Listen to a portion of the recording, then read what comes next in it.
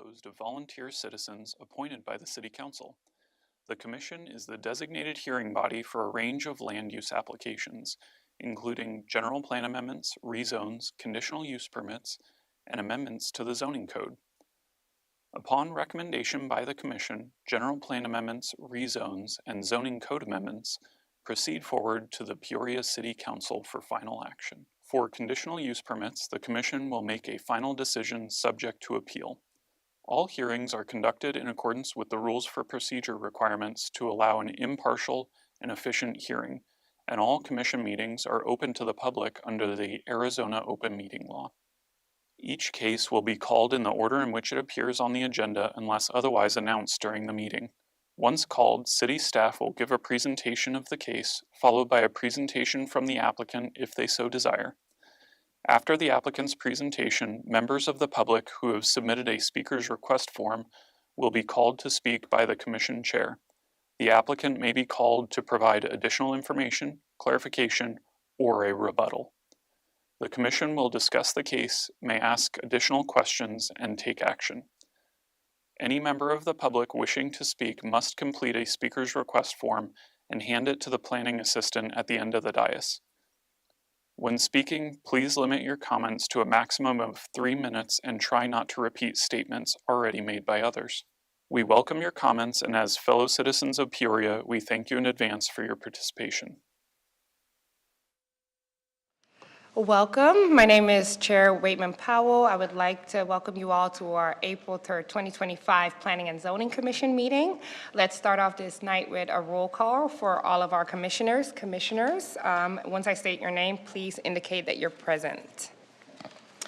Vice Chair Phyllis Senor. Present. Secretary Doug Myers absent. Commissioner Nate Control absent. Commissioner Amelia Gaynor. Present. And then we have Commissioner Cottrell. Present. Thank you. We have two of our commissioners that are absent today, and we're still looking to fill that last chair. So if anyone is interested, that's my small plug for you. Welcome, everyone. This is the final call for our speaker request forms. If you would like to address the commission tonight, fill out a speaker request form. We have them available at our entrance. The first item on the agenda is our consent agenda. All items on the consent agenda are considered routine in nature and will be enacted in one motion. There is a little unreadiness. I know the consent agenda, we usually move forward and we just approve it, but I know that we do have one thing on the consent agenda that I want to make sure we had a little historical context on, and that is item 3C. And so I would like to redirect this to our planning director, Mr. Hawkes, to give us a little bit of historical context before we approve the consent agenda. Yes, good afternoon, Madam Chair, members of the commission, and welcome our new commissioner, Mr. Gaynor. Item 3C on the consent agenda, this is a conditional use permit, and we had a very similar conditional use permit in 2016, where in that case the applicant was looking for a use permit for the storage of automobiles that would serve nearby car dealerships. In that case, the CUP was never activated, and so that CUP expired. So tonight we have a very similar case, very similar in details to that one. So with use permits, when they come in, if we get any opposition within the first 21 days, we do require a neighborhood meeting. In this case, we did not get any opposition.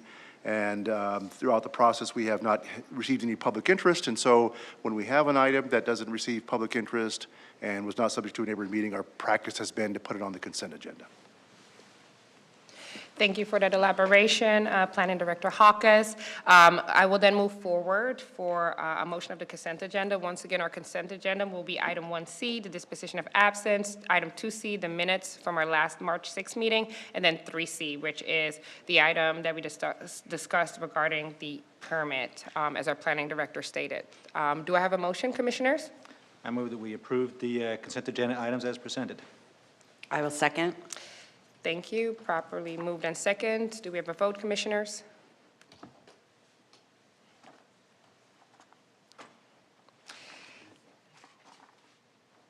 Thank you. The motion passed unanimously. We're now moving on to our new business for tonight, which will be item 4R and item 5R, the Evergreen Commercial Business Park, which is a minor general plan amendment on case GPA 24-04 and rezone case Z24-01. I will now hand it over to staff for their presentation. Thank you. Thank you, Chair. Good evening, Commissioners. So I will be presenting the two items together this evening. The project is the Evergreen Business Park. The applicant is Adam Baugh on behalf of Withy Morrison Baugh. Location that you see on the screen is south of the southeast corner of Lake Pleasant Parkway and Pinnacle Vista Drive. The site is approximately 5.6 acres in size. There are two requests, as Chair noted. The first one is a minor general plan amendment from urban residential to office and local commercial. Item 5R is a rezone request from general agriculture, ag, to PAD. And we'll touch on that, what that means in the next coming slides. So in terms of setting for context, most of the commission is familiar with this site, perhaps for a different reason. We've seen a case in the general area. Contextually, to the north and to the east is Cibola Vista. To the south, you had what it was formerly called Prestige, and we'll talk about that briefly from an access standpoint later in the presentation, but it is currently vacant land. Over to the west, you have the Pleasant Valley Estates. So Jomax Lake Pleasant Parkway is the closest intersection to the site. Pinnacle Vista Drive is to the north. The proposal itself consists of a flex office or business park, if you will. Envisioned, as you see on the screen, is the conceptual site plan. They are envisioning one building, about 62,000 square feet in size, up to 10 tenants. Each of those tenants would range from 3,000 to 15,000 square feet. They do have a number of targeted businesses. So flex office, medical, retail, business park, and limited light industrial. And it's starred for a reason. We'll touch on what that means further in. A couple of conceptual renderings so you can see visually how they see the site to look and feel. Going into staff analysis, starting with the general plan amendment. It's currently urban residential, which is 12 DU per acre. The request is to go to office and local commercial. So I want to provide a little bit of context as I go through and elaborate a little bit further. So prior to 2019, that was when we had the comprehensive update. It was considered residential low. What does residential low mean? As you can see, it kind of translated immediately in that yellow area for traditional residential, the same 2 to 5 DU per acre. In the 2020 update, it was modified to urban residential. The thought behind that change was to keep some semblance of the residential character, but to create more of a buffer between the Lake Pleasant corridor and the residential in place. With that said, there's a number of constraints that you need to consider within this area. Lake Pleasant Parkway creates irregularly shaped lots in here. We have fractured ownership. So all in all, staff thought urban residential was the best use that would be more suited to this environment. Fast forward after 2020, things have changed. We know a number of commercial and office and local applications continue to occur in the area. There is significant growth. Council has created their 4 priorities. Number 1, economic growth economic opportunity is one of them. So if we were to look in 2020 hindsight, perhaps we would not have selected urban residential today if we were to relook at this instance. This site in particular, when Prestige was going through to commission in that rezoning case, and similarly, Evergreen at one point in time submitted an application for multifamily residential. That was withdrawn due to opposition received within the community. They reformulated, spoke to staff, we worked through. Office and local commercial was selected as the better land use category. Why is that? If you notice, it's in a mid-block condition. This is not directly on an arterial parkway condition. It's mid-block. Again, we have fractured ownership. This allows a little bit lower intensity, but it still achieves those goals, economic goals that the council is looking for. The land uses I touched on, and I'll go into those briefly next. When you normally say light industrial, that doesn't ring a bell into, hey, that fits with office and local commercial. But then you have to go into the zoning case. So we're going from ag into planned area development. That is unique, that you can customize standards for unique circumstances. When you look at the land use matrix that is proposed, when you look at the operational limitations that are in place, when you merge those together and you look at it in totality, that is where staff believes it fits with the office and local commercial designation from the general plan standpoint. So let's touch on that a little bit further. Targeted business types: flex office, medical, retail, business park. Business park is primarily administrative headquarters, things of that nature.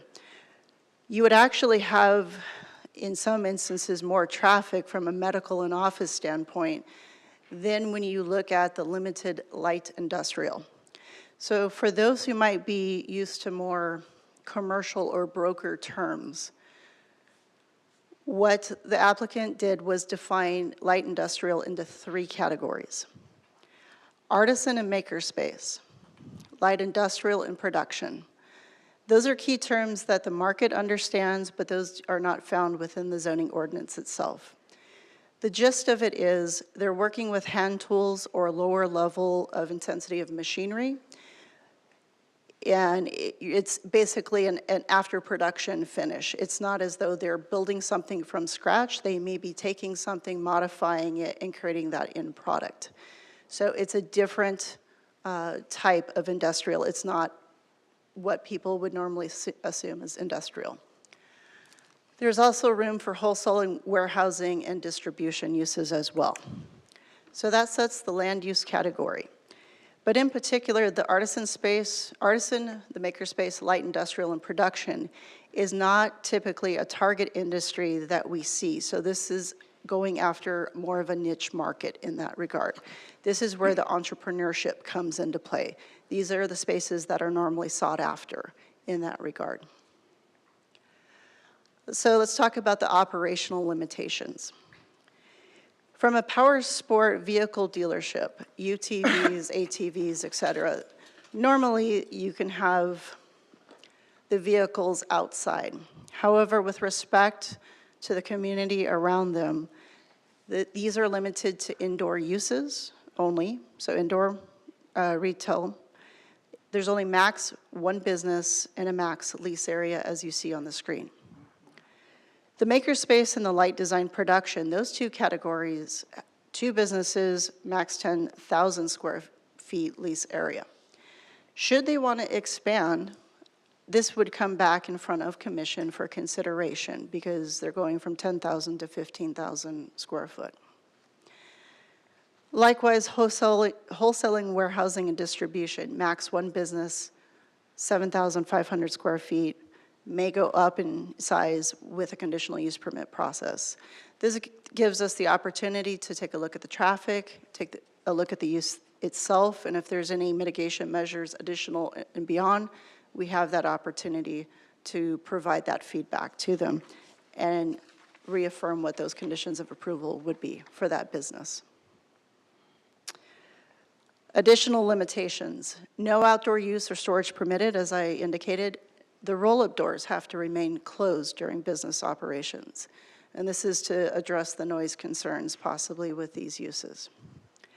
One other thing for consideration: although it looks like a big giant tilt-up building to some degree, and I'm sure that came across, it is not.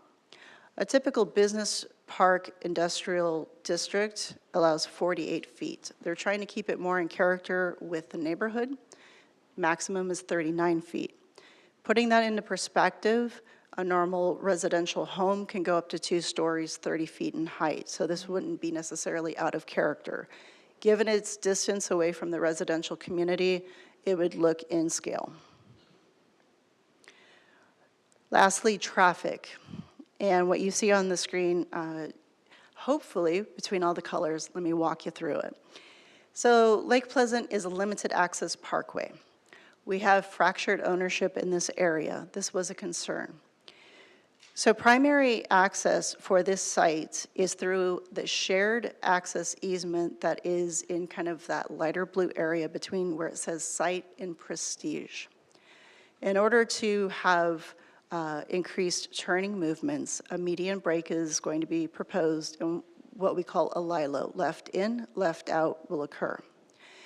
So what it's doing is allowing shared opportunity and access from Evergreen, from the property as it develops to the south at some point. It will also give access to Cibola Vista over to the east. This allows the traffic to go onto Lake Pleasant Parkway quicker, and it takes the pressure off the adjacent residential area. Secondary access is provided, as you may have seen on the site plan. There's an additional right-in, right-out to the north of the LILO that will allow the additional access as needed. In terms of public outreach, notice of application and a notice of hearing postcard was sent out within the required radius. Legal ad was published, site was posted in accordance with city requirements. 2 neighborhood meetings were held, as you see, with the dates provided. No members of the public attended in either case. So one was in person, the other one was virtual. We received no opposition or support, unlike the previous application for multifamily, so definitely a difference on that one. So key findings for these 2 cases. The requests are in conformance with the Peoria General Plan and the council's economic goals.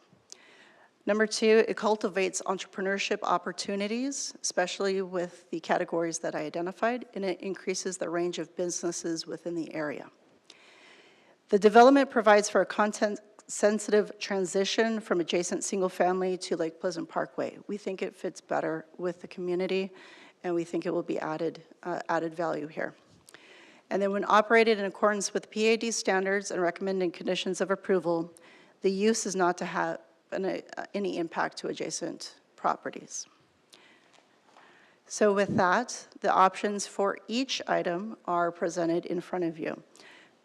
2 actions are required. For item 4R, we are recommending approval of the item to City Council.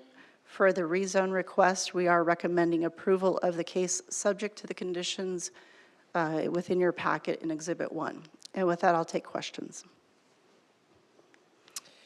Thank you, Ms. Deaver, for that presentation. Commissioners, do we have any questions? Commissioner Cottrell? Thank you, Chairman. Thank you, Lori. Excellent presentation, as always. I did have a few questions, and one of these might be better for the applicant if they're here. But first one is 95th Avenue in the back there, and that always seems to be a gray area. You know, there's a half of a right-of-way dedicated there. Is the city's intent to eliminate 95th Avenue, or? Chair, Commissioner, I'm going to phone a friend down who is joining us at the end of the table. Mr. Foray, would you like to answer that question? Sure thing. Thank you. Chairperson Waitman-Powell and Commissioner Member Cottrell, 95th Avenue was a contentious access point for the public. The LILO was intended to provide superior access to both sites, both Prestige, formerly Prestige, and Evergreen, while also giving secondary access to Cibola Vista instead of 95th Avenue as an alternative. Typically, we would probably not have a full access as close to Pinnacle Vista, but considering the limitations of access and wanting to find that balance, it was a fair trade as long as we were able to establish shared access among those 3 users. Again, Pinnacle Vista, we wanted to avoid the U-turns, and the LILO was a great balance. We think it's a fair trade. The level of service is appropriate, even out into future years, so we're comfortable with this course of Thank you. action. And all, I should have said this first, in total transparency, I actually live right across the street from this. So I run through this area every day. And 95th Avenue specifically, it's nice to run through there and look at the rabbits and the coyotes and all that good stuff. So my concern is at some point that gets eliminated and then goes away completely. I don't, this site's a little farther north than that. Maybe the site to the south, when it develops, would make that trail connection that's been missing for all these years in the back there. But just keep that as a thought, or I was making sure this wasn't an emergency access going down to 95th for late or something like that, so. No, Commissioner Member, that would, it would not be maintained. The emergency access for Cibola Vista secondarily would be through the shared access. Okay, So thank you. there was not the intent to retain 95th Avenue. Okay. And then my second question for staff would be concerning the power sports option there. And has staff considered any restrictions on outdoor display of product? Specifically with that power sport, I wouldn't like the idea of having all those side-by-side sitting out front all day long every day. Chair, Commissioner, yes, in two forms we address that question. Number one, within the land use table, it says indoor only. Number two, it does fall under that prohibition of outdoor storage, display, et cetera. So the intent is, should that type of business go forward, all of it, the vehicles would need to be housed inside the business. Okay. And then maybe this is for the applicant, but you mentioned targeted businesses. I don't know if they have, without having to tell me which ones, do they have tenants already lining up for this location? Commissioner, that would be a great question for the applicant. Okay, thank you. Thank you, Commissioner Cottrell. Thank you, staff. I have Commissioner Phyllis Senior. Thank you. Can we? Slide that actually shows the traffic patterns there. Yeah. So just for clarification on this conversation, so 95th Avenue will not be going away. I mean, 'cause Chair, it's- Commissioner, at this point in time, 95th Avenue is more associated with a conversation for prestige and should that project move forward. With the Evergreen proposal, there is, except for an access easement, there is no direct connection to 95th Avenue. And so as Mr. Foray was stating, the shared access easement would allow Cibola Vista the secondary access needed for their site. And so the intent would not be to carry forward 95th Avenue. Okay. So the vacant land that is immediately to the east of the site, what is planned or is? Chair, Commissioner, we do have an application in for review at this time. The application is for multifamily. Timeshares are currently allowed on the site, but the request is for multifamily at this particular location. They are going through the public outreach process, and there continues to be dialogue in the conversation.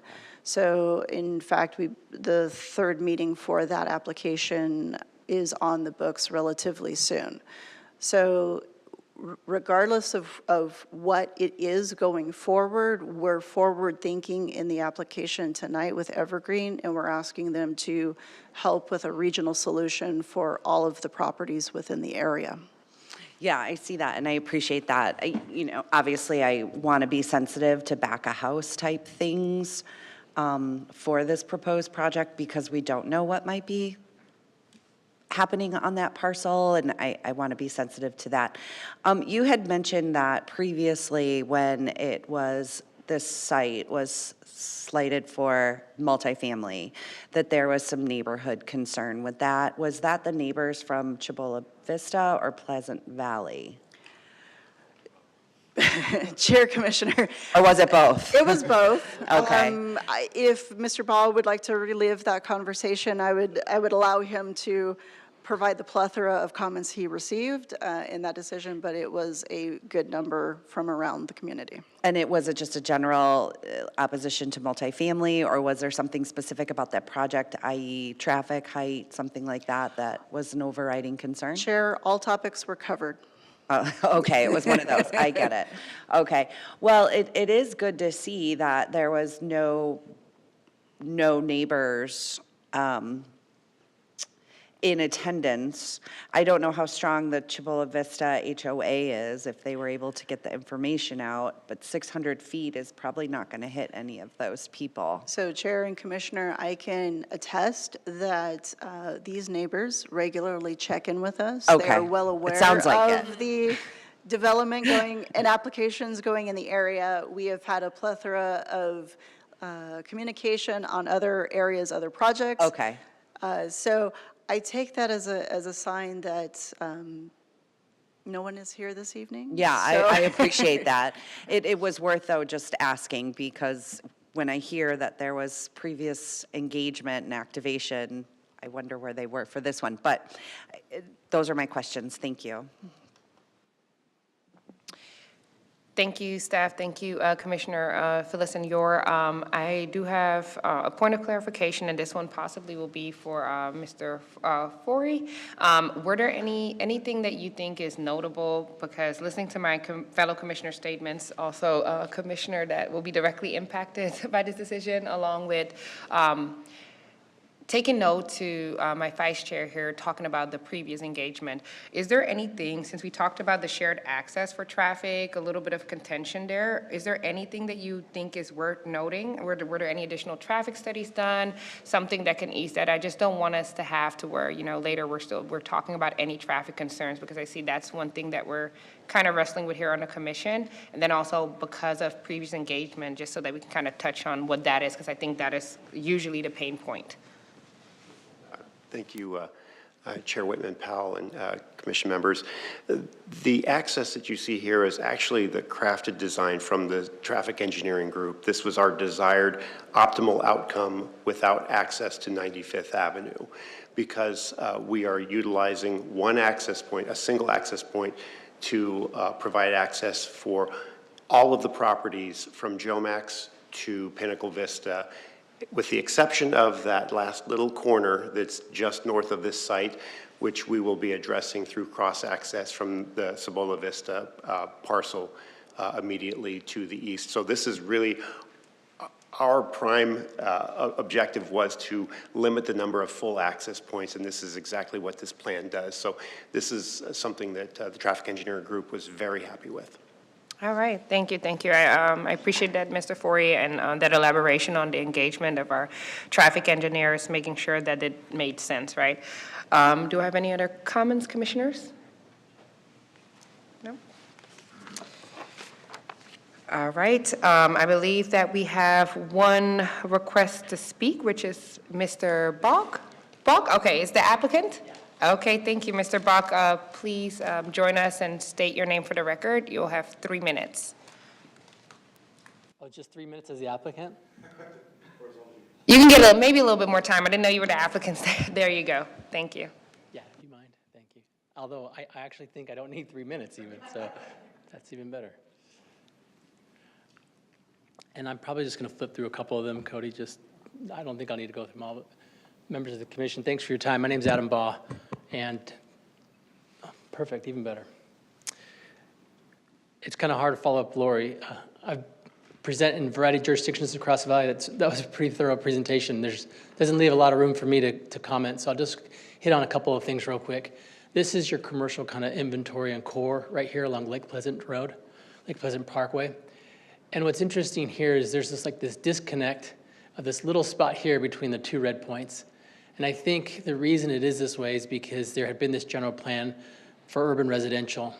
But recognizing, as Lori mentioned, the council direction has sort of indicated that maybe a new revisit of, in consideration this area, desires a plan that's perhaps the one that will connect these two red areas together. So I want to show you a couple of things. this was the plan that I did not have the pleasure or the pain to participate in. This is before my involvement, so I wish I could say I know what those statements were about the proposition, but I do know enough from the applicant that it was a big, big lift and a challenge to get this approved. And I think after recognizing, hearing the feedback from the community when this case was ran, they kind of paused and said, I feel like we're kicking against the pricks here a little bit. We should probably revisit the outcome. And that's when I got involved. I had a chance to sit down with Chris and Lori and say, guys, how do we collaborate together and come up with something that will work? Given that Lake Pleasant Parkway is such a highly trafficked corridor, perhaps residential isn't the right thing along that area. And recognizing its ability to kind of connect those two red spots, sort of this business park quasi-commercial area was that idea was sort of birthed out of the initial meeting. And so what we ended up creating was something that looks a little bit like this. What you don't see on this plan, though, is we have found a way to sort of create about 10 individual tenant suites in there. So these are really small spaces if we demise it that way. But I look at this as this is where your small business can stay in Peoria.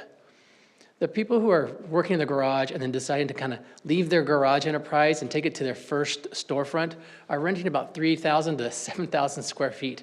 And then they're going to try their luck and hope it works out before they get into leasing 15, 25, or 40,000 square feet. We love that this is a place where your local small business can grow within Peoria and stay within Peoria until they outgrow this space and kind of move into something else. Small business can mean many things. It could be the pest control guy, or it could be the PT, physical therapist / CrossFit guy. And this building allows itself for a lot of those different types of things. And so the way you see this geometry of the property caused our building to kind of fluctuate in this manner. I don't see us having suites much bigger than 15,000 square feet, but based on what we've seen, I think the average suite would be about 6,000 square feet or so. The key thing is you'll look at this plan here is that driveway on our south side doesn't line up perfectly with our parcel line. And that's because we had to work together with the developer to the south to put in this cross-access agreement. And the way the agreement's been signed and recorded is whoever does it, whoever comes in first will put in the work and then seek reimbursement from the other parties. So it looks like it will be us, although I thought we thought the other one would be ahead of us, but the way the circumstances work out, we'll be the one moving forward. We'll make those meeting improvements. We'll be putting this in. And I don't know what will happen with the project behind us, although my business partner is actually the one doing it, so I'm a little bit familiar with it. Whether they access this road or not, we've put in a mechanism in place so they could use it for a secondary access if they desire. That might make their site a little bit more developable in the future. Here's a kind of a mix of things that will come here, but you asked a question about what are some of the potential tenants. It's hard to get significant tenant interest here when you don't have zoning yet, but I will tell you that based on the initial feedback from our broker and some local contacts here, there's a desire from a local UPS store to locate here, and a physical therapist who does, instead of treating injuries, he does sort of preemptive training therapy, and so I could see those fitting easily into a space like this. It could be any one of these kind of concepts here, but it would likely be on a small scale given the underwhelming size of our property. I think Lori touched on it. I won't spend a lot of time, but this is definitely in line with the goals of your general plan, creating diversity of businesses, economic enterprise, and a place for your small business to begin to thrive here. And I think that mix of uses really makes sense along this corridor. And I think a lesson learned here is, I wasn't involved in the first case, but recognizing that sometimes what might be the easiest thing to attract a user or to sell land to might not be the best thing long-term. And I think this actually works out really well. It requires a little bit of faith in us that the commercial market will want to come up here or that local businesses are on this north end of the city.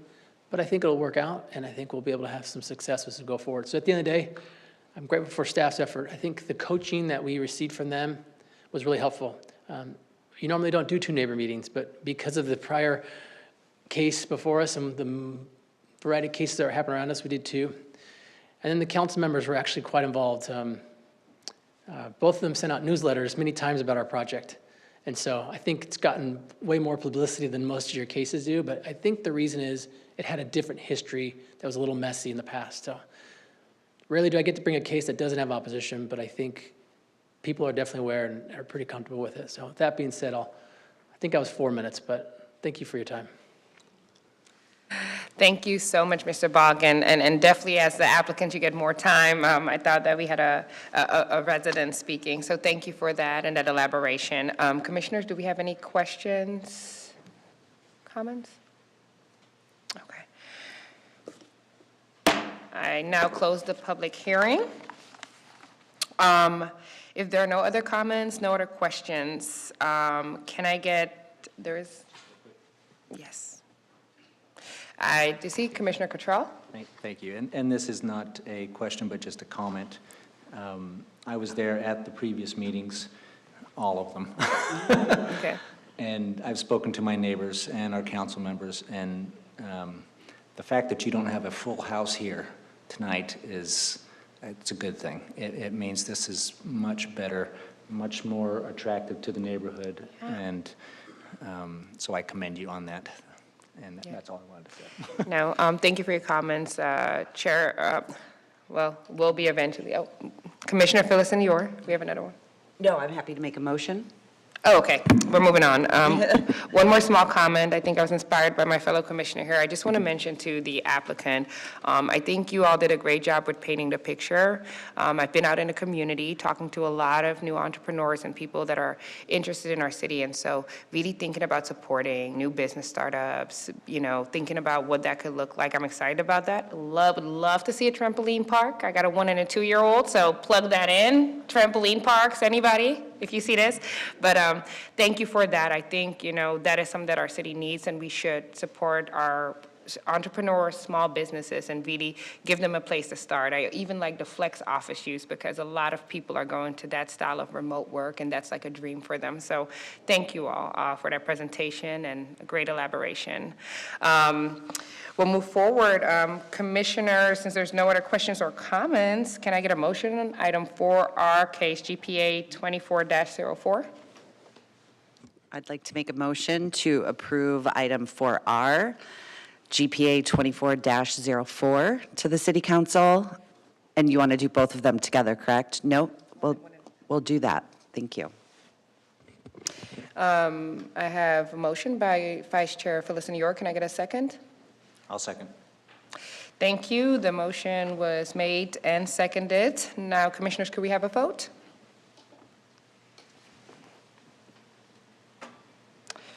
Perfect. The motion passes unanimously. Thank you. We will now move on to item 5R, which is, I believe, a continuation, correct? Do we have another presentation, staff? Chair, that is, both were Oh, presented no, together. sorry, we're doing two separate Two motions. separate actions, There we go, thank you. Commissioners, can I get a motion for item 5RKZ 2401? I'll make a motion. I recommend approval of case Z24-01, subject to conditions of approval in Exhibit 1. Can I get a second? I'll second. Perfect. The motion was made by Vice Chair Phyllis and Yor and seconded by our newbie, Commissioner Gaynor. Can I get a vote, commissioners? Thank you.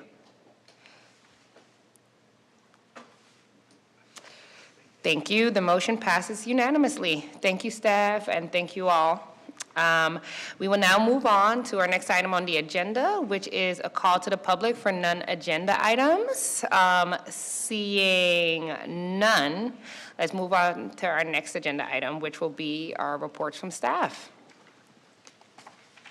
Great. Madam Chair, members of the commission, a couple things to report on tonight. I think you mentioned earlier, you referenced the vacant seat on the commission. Just to report to the commission that the council, subcommittees, and boards and commissions, they did make a recommendation at their last meeting for a new commissioner. Okay. So that new commissioner then, that recommendation then goes to the next council meeting. I believe that'll be April 22nd. We're not in May yet. April 22nd. And if all things work out, hopefully we can seat that new person in May, the first meeting in May. That's what we're hoping. Perfect. The second thing to report about, some exciting news. A couple days ago, we had a groundbreaking in downtown Peoria. So we are, the city has been working to revitalize downtown for a while, and we had a groundbreaking for what's going to be Caldwell County Barbecue. So that construction of that building, that'll start taking place in mid-month, I think around the 15th. And we're hoping to have brisket by the end of the year or first part of next year. So I can attest, I went to the groundbreaking, they did have brisket and other items available, and it's pretty legit. It was great stuff. So we're hoping this would be a great start to kind of rejuvenating and re-energizing downtown Peoria. Another city-initiated project that we call the Jefferson House, which is at the northwest corner of Jefferson and 83rd Avenue. We're in conceptual design right now. We're hoping that that will get started soon. We're hoping that that will be open sometime next summer of 2026. So that's another great addition to downtown. And you'll probably notice too, as you drive around the downtown area, there are a number of housing units that are going up. We've got some multifamily across Cotton Crossing. Some of those are now going to leasing. We also have another development down at 85th and Peoria that is soon to be open as well. And so we're starting to see, I think, some coalescing and some building of a critical mass, which is what we need to really sustain downtown. So a lot of exciting things are happening here. And then, just to close out, we don't have an April 17th meeting. We don't have any items for that night. Our next regular meeting will be May 1st at 6:00 p.m. And with that, that's all I have. Thank you, Planning Director Hawkes, for that. I would like to take a point of personal privilege and I know I'm next, Commissioner updates. Oh, sorry. I want to take a point of personal privilege and officially welcome our new Commissioner Gaynor. He's looking great sitting in that seat, don't you all think? So great, successful first meeting, and I'd like to welcome you and thank you for your service to the city of Peoria. Thank you. Thank you. Awesome. All right, well, we'll move on to our commissioner updates. I did have an update. I had the opportunity yesterday, April 2nd, to attend the Good Business Summit at the Arizona Broadway Theater right here in our lovely city of Peoria. This was an amazing event. Entrepreneurs, people looking to start up their businesses, local businesses, businesses across our state, and I was so excited that we as a city were able to host them. Connected with a lot of people from the city of Peoria, also a lot of innovators and enthusiasts that are looking for a place to place their business. And so was very happy that we as a city hosted them. And I'm looking forward to seeing our city attract some of these up and coming startups and entrepreneurs starting their businesses here. It looks like we're on our way, but wanted to give Local First Arizona a quick shout out. They did a phenomenal job. And of course we did a phenomenal job. Our Broadway Theater looked beautiful because there's a play going now. And so thank you. I had a great time and looking forward to attending more events.